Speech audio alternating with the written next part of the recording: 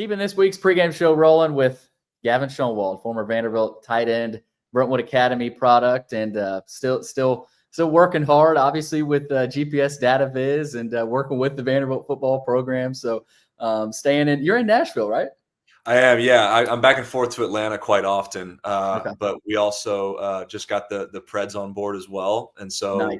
we're adding Nashville teams left and right. So the more time I can spend in Nashville, which is home for me, the better. So it's been good. Nice. Yeah, well, I appreciate you taking the time, man.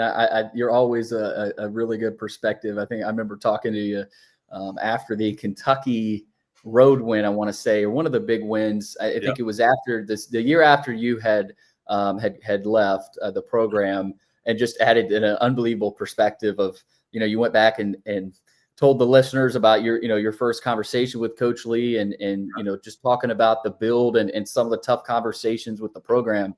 And those early years, and obviously Joe Bulovas has been a really good perspective for that too. And there's a lot of other guys that are looking at it now, not surprised, right? That you've seen what this program has done. What's it been like this year? But also, I guess we haven't talked. At least you haven't been on the podcast, for a lot of last year.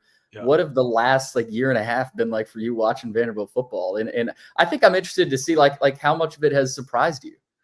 Sure, I think. Well, first off, obviously it's been fun. Winning is fun. So, it's been fun to watch those guys play. And I think what's really cool as well, and you mentioned it like with Joe's perspective is, we had a front row seat to that whole regime change in the middle of COVID, which, was essentially kind of like a rock bottom for a lot of people, but definitely, where we were at this kind of the state of the union with Vanderbilt football. And I think Coach Lee had a real uphill battle, not just internally with football, but university-wide, new chancellor coming in, Candace was removing the interim tag. There's just a lot of stuff flowing and changing. And, coach just had this vision for so long, and we knew it would take some time. On top of that, all the changes with NIL and transfer portal and all that kind of stuff. So I've just been really happy for Coach. And obviously I've been able to spend more time with him and the staff recently as we've partnered from a business perspective now. But I went and watched them, work out this past summer when we were discussing the data viz stuff, and even just watching them on the field, they look different, they move different. Just even the little stuff of going drill to drill, and as small and minute as that may seem to the average fan, that stuff's important to the football team. If you can do the little things right, you can do a lot of things right. And so I started to see glimpses as time went on of Clark's vision starting to come to life, and then now what people are seeing, which is, just 1% on Saturdays compared to how much time they actually put in, it's finally getting as close to his vision as possible. I still think there's another level, and I think Clark would tell you that directly. So I'm excited to see, what the rest of the year holds for them. With you being a tight end, obviously, and having to block a lot, whether you enjoyed that or not. I mean, you caught some touchdowns, but the one thing about Clark Lee's program is that whether the offensive coach has been Jerry Kill and Tim Beck or Joey Lynch or what have you, the tight ends and even the fullbacks, you've seen fullbacks all throughout Clark Lee, is the blocking, right? And I mean, we've seen that at Vanderbilt. Like if you're at Vanderbilt, you've got to have great blockers, whether it's the receiver, the tight end, a fullback, or the running back in pass pro. And you're seeing that this year, Gavin, whether it's Cole Spence or, obviously Eli Stowers, maybe not as involved in the blocking scheme, but everybody is, like Gabe Fisher and Emmanuel Adebayo, and the receivers too. Like Richie Hoskins has talked about how much he enjoys blocking.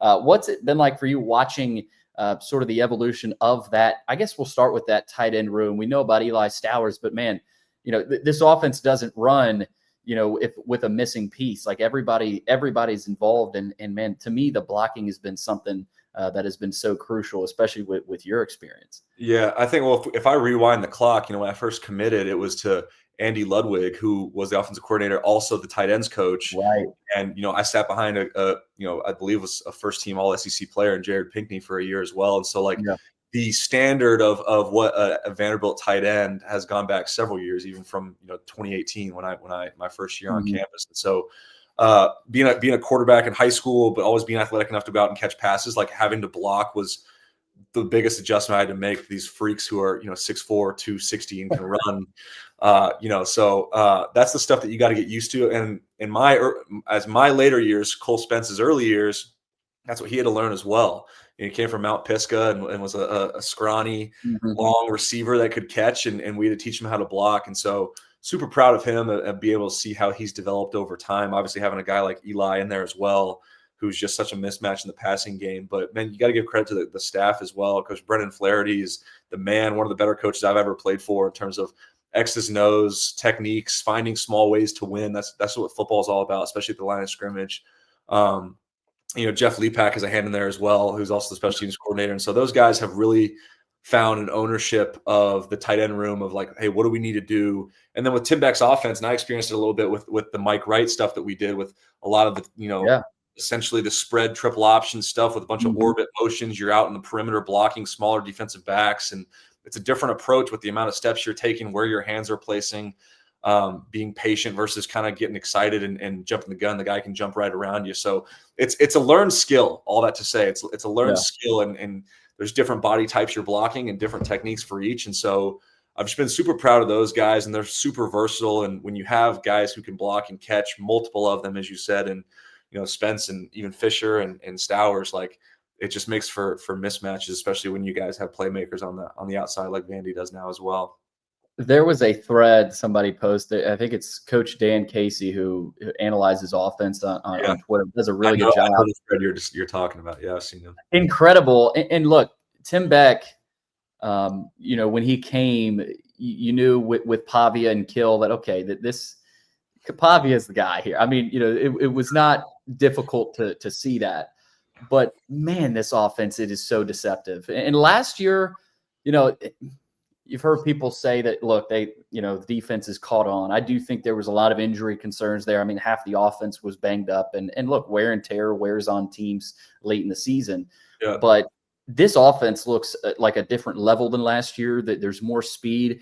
From what you've seen through a few weeks, Gavin, what is the difference with the offense this year? Because, I mean, in a way, they've been unstoppable. Now, they haven't been perfect. And the defense has helped a lot, too, in forcing takeaways and giving the ball back. But, man, they look deceptive.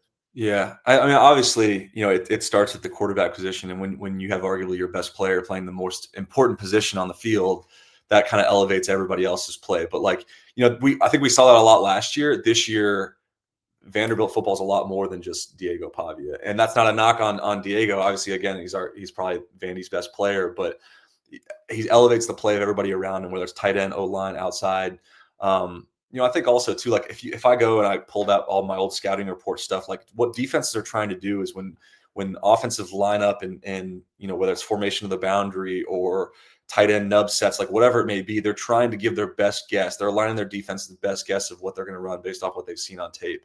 And the problem is for them, great thing for Vanderbilt is with the motions and the shifts and what they've been able to do, you're creating more opportunities for defenses to make mistakes, either in communication to adjustments or in misalignments. And they've exposed that. You saw that with the big play to Bryson Coleman on the sideline at Virginia Tech. Yeah. You see it with a bunch of motion, the triple option stuff you're doing now with Beck of like the orbit motion. Now you're coming back to a screen with Stowers. That's probably a day one install play for them. There's probably about 4 or 5 different shifts that happen before that happens. And so the plays aren't necessarily nothing special that nobody's seen. The way they're getting to them is what's allowing them to unlock, big play potential. And you mentioned it earlier as well from a blocking perspective. Like we always talked about the stuff up front, and Vanderbilt is bigger and stronger and more aggressive in the trenches, but that gets you the 6, 7 good solid runs, the ones that pop that we've seen Laster do and a couple others with SETI, as well as the blocking on the perimeter as well. And so anytime you're using that triple option orbit stuff, all the shifts and motions, like receivers have to block downfield. And that's the stuff that springs it for 20, 30, 40 plus touchdowns. And so that was a huge emphasis in like the latter part of my career with some of the more option spread stuff we were doing. And obviously it's an emphasis for them as well, what we're seeing on Saturdays. With Clark Lee's defense, obviously you're familiar with that, going up against them in practice. I know Clark Lee didn't run the defense when you were there, but to see it, we saw it last year. You saw it from game 1 against Virginia Tech, the difference between the defense the prior year and then here's Clark running it. Nothing against, the coordinator the prior year, but Clark Lee has a ton of experience and man, you saw it last year. But this year, you bring in Bob Shoop, who was at Vandy under Franklin, who is known as an aggressive blitzer type coach, and then Steve Gregory, who was the green dot for the New England Patriots when Brady was there and has a couple of Super Bowl rings. Like, man, this defense looks different too. And yeah, they're bigger up front, but it looks like they're doing some different things with some blitz schemes. I mean, I know you saw the Zaylen Wood interception. Yeah. That was a tremendous play call. So what have you seen from this defense that makes you excited they can, maybe avoid some of the wear and tear issues late in the season because of the depth they have? Yeah. Well, I think Coach Lee has done a really good job of surrounding himself with people who have done it. And you mentioned Bob Shoop. Well, I've known Shoop for a long time. He recruited me when he was the D coordinator at Tennessee. His son, Jay, is now on staff with Kiffin and Ole Miss. And so I know them very well. But he's done the same thing on the offensive side with Coach Kill and Coach Beck. And so I'll applaud him for basically bringing in reinforcements, so to speak. But I think the biggest difference that we've seen as well, and you saw it a lot in the second half of that Virginia Tech game, is they got guys who can get to the quarterback now. And when you have that, it shuts down the play. You see the NFL draft, every year, and it's they're talking about quarterbacks, but like the next couple positions they're looking at is defensive line and edge rushers. And the reason that is because if that guy can win his one-on-one battle and get home, it doesn't matter if you got Justin Jefferson or Jamar Chase or whoever out there on the outside. If there's not time to throw the ball, it doesn't matter. And so I saw a lot of blitz stuff that they were dialing up in the second half, which obviously turned the tide of that whole Tech game. And then they brought the heat, especially when Sellers went out against South Carolina. So, that stuff as the season goes on, coordinators in this league are good enough to try to get around and get the ball out quick, whether it's screens or quick game on the perimeter or whatever it may be. So it'll be interesting to see how that adjustment goes throughout the season. But then for me, I'm like, you're 3-0. You're going into these two games that you're obviously going to be heavily favored in, man. Turn it loose. And you got nothing to lose. You're playing with house money. And obviously the defense has played well when they've been more aggressive. For me, it's like, man, let's keep that going. Last thing for me, Gavin, you just mentioned it, 3-0. You got Georgia State Saturday night, Utah State, which little nervous about that. That's a feisty Utah State team the week before Alabama. So we'll see about that. But perfect world, this team's 5-0 going to Tuscaloosa. What can this team do? And has what they have done through 3 weeks changed what you think they can do, at least record-wise? Because the biggest thing I think people are looking to see is, can Pavia stay healthy and can Vanderbilt avoid other injuries? But has what you've seen through the first 3 weeks changed a little bit of your expectation? I'm biased because I still view the game through a player's lens, and the player's lens and the coach speak that you guys hear all every time is 1 week at a time, one game at a time. And so I think, and I've obviously fallen victim to it with other teams that I'm fans of in other leagues, and the Preds and Titans with what's going on over there. I like trying to figure out where you're going to stand towards the end of the year. Like, you got to take it one game at a time. Obviously, I would rather take it one game at a time, sitting 3-0. Than the latter. But I think, man, like you said, they got to stay healthy. And I will say, like, as the more time I've spent with the staff, and now from a business perspective of the data piece, like, everything that they've said has been about, man, we want to play our best ball at the end of the year. And so how are we tapering ourselves through a workload perspective? How are we monitoring our high load guys, so to speak, that are out there grinding? But, man, I think, like, they're going to get deep into SEC play, and, like, it's been a heck of a start. There's going to be adversity. I don't know what that's going to look like. If it's an injury, I don't know if it's going to look like an unexpected loss, God forbid, but there's going to be adversity. I think the way that Clark has hammered kind of his mentality, and the team is now playing with his mentality, which is why they, look so good. I think they're going to have to overcome that. It's inevitable. I don't know what that's going to look like.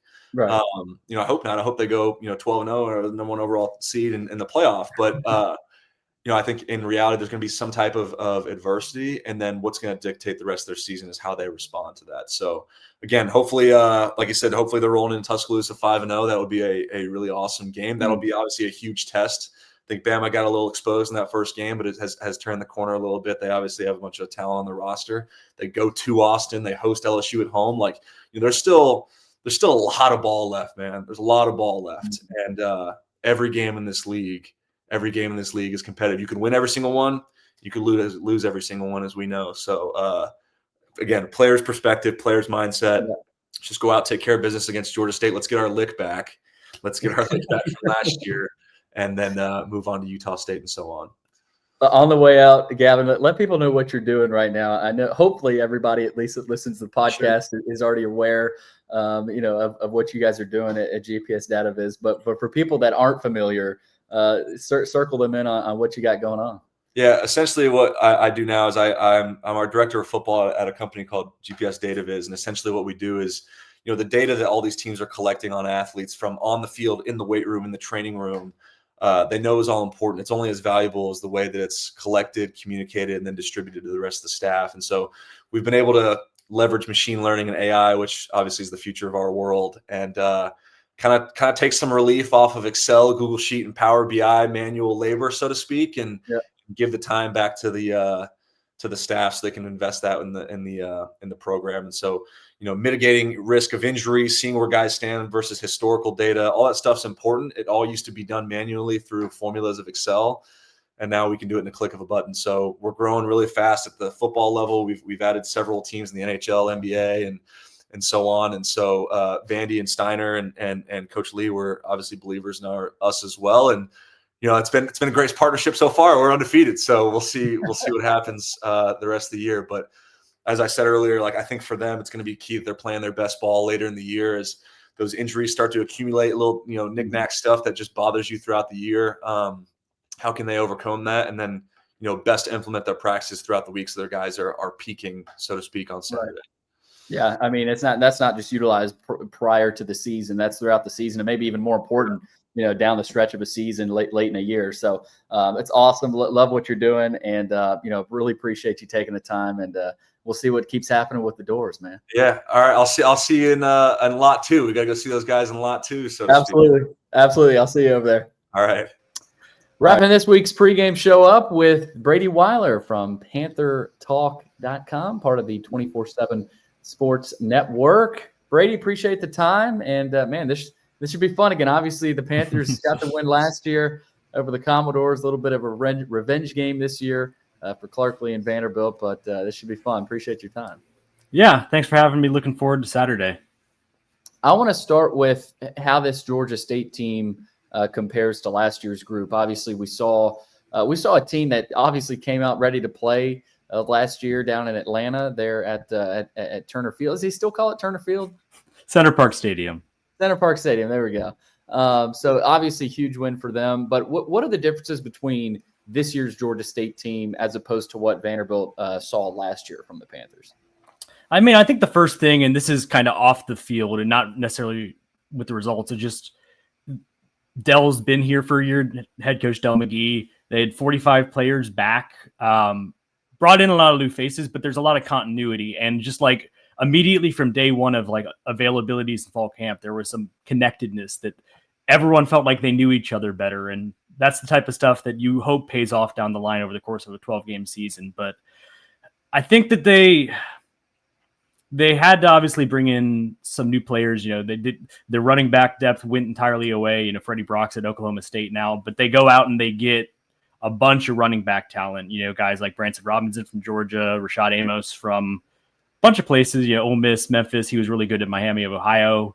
Brought in one of the better freshman classes in the Sun Belt Conference as well. And so I think Del McGee is hoping to start see the fruits of recruiting labor, both in the portal and in high school, start to bear fruit, because, college football life cycles for coaches get smaller and smaller if the results aren't there. And so I think by the end of the season, Georgia State fans, everyone are kind of hoping to see what the Del McGee project is going to look like. And with not a lot more wins, it's going to be hard to sell the vision of the recruiting that's been going on. I want to go to the quarterback spot now, and I think a lot of people look at TJ Finley's name and go, "Wow, he's still playing." And obviously, we saw him at Auburn in the SEC. And was he not added either right before the season or during the season? So he was around from May, but he was not publicly announced. I think they held it just in the sense of they didn't want to put him out there if his appeal got denied. But he had been with the program from after his time at Tulane, but they held him out of fall camp because obviously if his appeal did not go through, then it would have been a lot of wasted reps that could have gone to other quarterbacks. And so they were really, I think, careful just to make sure that fall camp went to guys they knew were going to play. And then obviously they felt pretty comfortable getting him in because the week after he is approved by the NCAA to play this year, he's starting against Memphis. And so definitely a unique situation. Wasn't necessarily, even as like we'd heard his name is like he's around, like we want out of the program or like Adam officially. I kind of put in the back of my mind once the season, like once fall camp got going, because it's like, well, what's going to happen there? But turns out he's going to play, and it's going to be an interesting thing to watch as the season goes on, because he's obviously a veteran. He can throw it. He got a good arm, and I think people remember him because of his time at LSU and Auburn, like you mentioned. But he actually was a good quarterback for Texas State, and then he got hurt last year at Western Kentucky. So, like at the G5 level, he has been a pretty decent quarterback, but Cameron Brown, in my eyes, looks like the quarterback who makes the offense flow better. He's got some more mobility to offer. He is a guy who came from Texas Tech, but played as a freshman at West Georgia. And I think you're going to see both. Del McGee has talked about like how both guys offer something different and give something to the offense. And that is certainly true. And I think on Saturday, we're still going to see both, but Cameron Brown outsnapped DJ Finley 33-31 this last weekend against Murray State. And part of that just happened because he led 2 10-play drives, speaking to his effectiveness as kind of running the offense efficiently. So it wasn't necessarily part of the plan, but I am wondering down the line if that just starts to keep tilting in his direction and kind of how that shakes out. But I also don't think that Del McGee minds letting it known that he has 2 quarterbacks so that Clark Lee and his staff have to prep for 2 guys for whatever extra inch of help that gives them in this game. Well, it's interesting. We saw Christian Veillard play really well last year in that game, and we know about Ted Hurst, who I'll ask you about the Panthers receiver. But it looks like Veillard led the team in passing against Ole Miss. That could be garbage time, very well could be. But you saw TJ Finley, of course, like you said, play against Memphis, and then again against Murray State. But you've also seen, the other kid, Cameron Brown, as well. So. How would you describe how the quarterback situation has played out this season? And I have heard of some injury concerns with TJ. Is he going to be okay this weekend?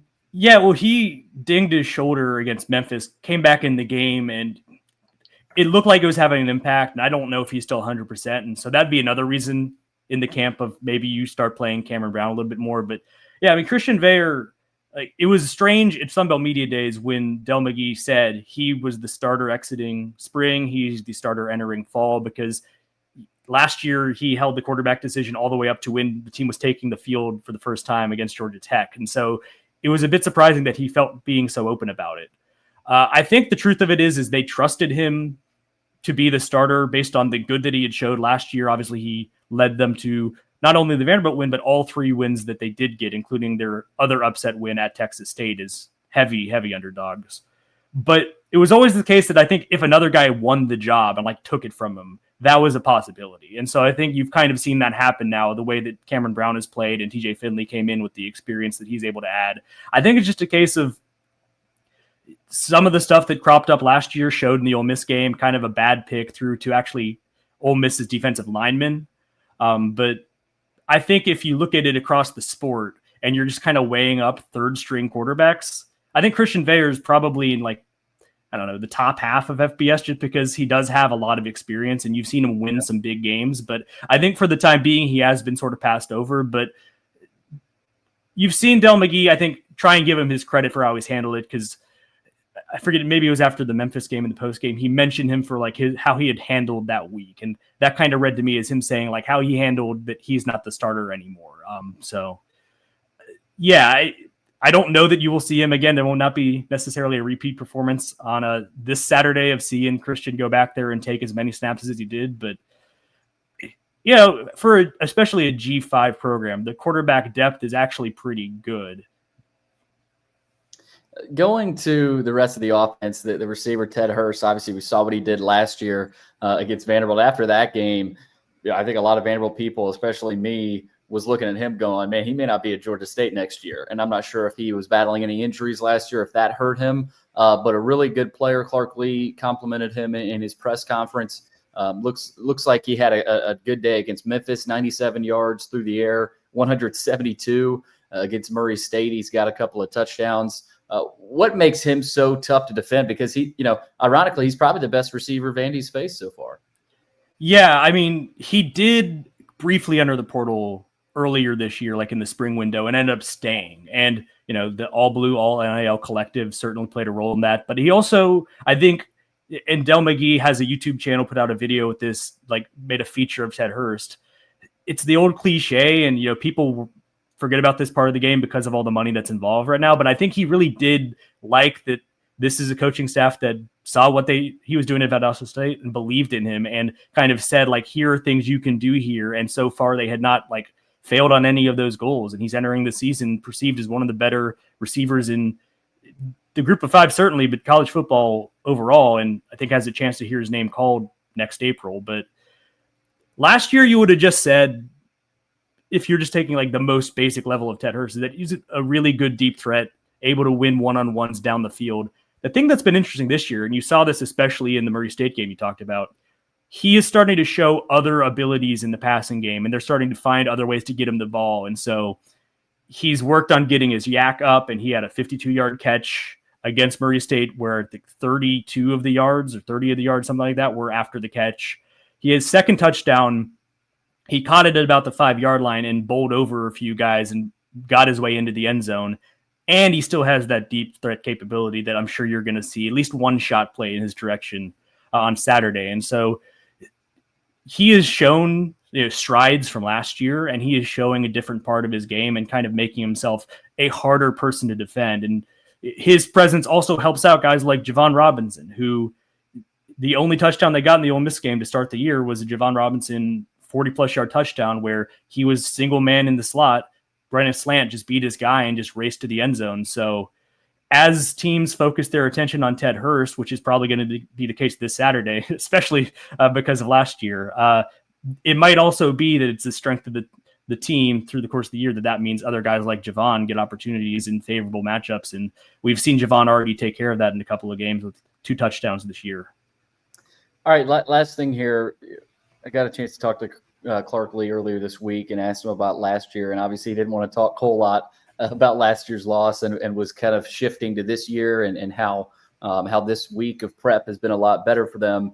For Georgia State and Vanderbilt on the other side in this matchup, I'm not sure how much you've gotten to watch Vanderbilt, but what's a matchup in this game that you're looking forward to watching that could tell the story? Last week, to me, Vanderbilt obviously, and not last week, last year in this matchup, to me, Vanderbilt had a lot of penalties. They were undisciplined, had a costly mistake on a kickoff that led to some Georgia State points. But going to this year and Saturday night's game, what are you looking at matchup wise?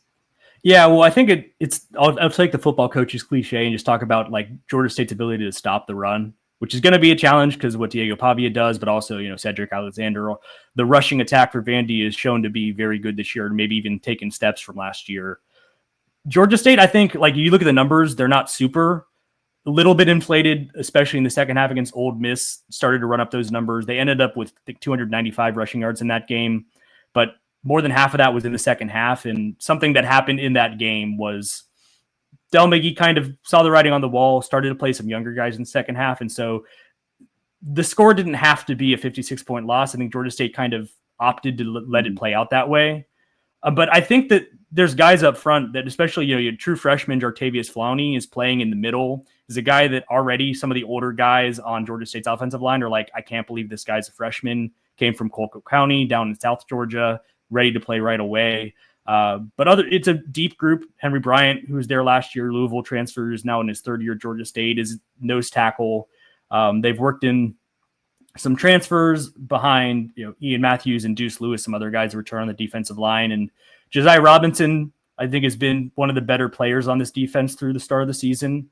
Him and Demaine Wilson are back for another year at linebackers. So it's kind of about like how that group handles that part of the game, because the way this snowballs is they can't stop the run, and then they start to have to put more bodies up to stop the run, and that's where you can maybe get hit over the top with a passing play. But it's been an interesting defense to watch. I think the numbers will maybe not starting this Saturday, but start to bear out a little bit more in the Panthers' favor, because it's been an aggressive scheme. They're blitzing a lot. They're sending some exotic looks from secondary guys coming in blitzing, and curious to see how much of that we see versus trying to just keep everything in front of them this Saturday against Vanderbilt. But that's one area. The other one, you mentioned special teams for Vandy last year. special teams has been a mess for Georgia State this year. Haven't made a field goal, but beyond that, giving up some returns. There was a little bit of a snafu with fielding a squib kick this past game against Murray State that led them to starting a drive on their own 5. I imagine that stuff is showing up on tape, and that I said on our own podcast this week that every coach should see that and start to say to their coordinator, give me the wackiest thing you've got. I'm not sure if this team is going to be able to manage this effectively. And the other part of that is if Martel Height, if you do a punt with low hang time to him, they've gotten burned on a couple of longish returns. If it happens this week, I think it'll be housed. It's just like, this is the week you really have to have that cleaned up, because this is a specialist unit that can really take advantage of Georgia State if they are not careful. Should be fun, especially after what happened last year down there in Atlanta. 6:30 kickoff Saturday night at First Bank Stadium. If you're not able to make it, you can watch it on ESPNU.